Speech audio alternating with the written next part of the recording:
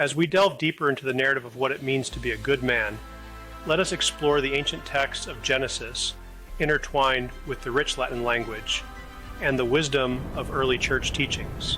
The book of Genesis begins with in principio, which means in the beginning. Here God created man in his own image. In the image of God he created him, male and female he created them. This concept, known as imago Dei, the image of God, emphasizes the divine origin and inherent dignity bestowed upon mankind.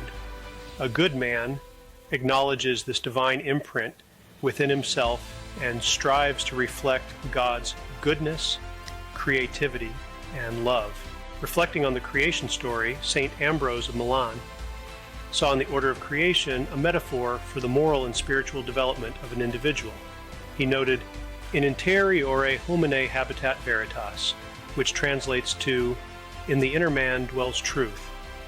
Just as God brought order from chaos, a good man seeks to cultivate inner harmony and righteousness, acting as a steward of peace and justice in the world. In Genesis chapter 4, verse 7, we encounter the cautionary tale of Cain and Abel, which warns of the perils of envy and anger.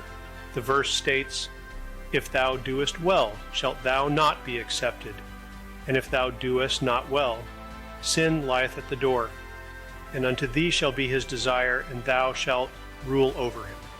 This passage teaches that a good man must exercise self-control and righteousness, understanding that while sin may be a constant presence, he has the power and responsibility to master it.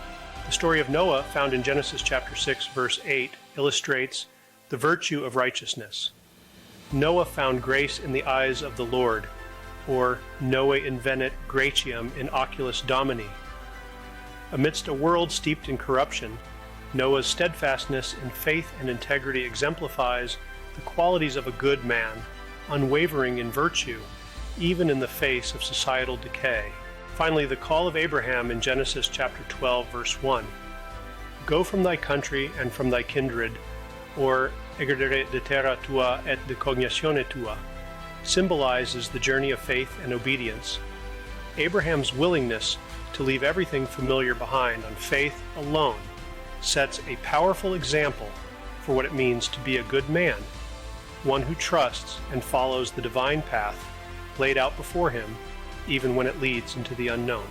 In weaving together these narratives from Genesis, Latin phrases, and the wisdom of the early church, we gain a multifaceted understanding of a good man.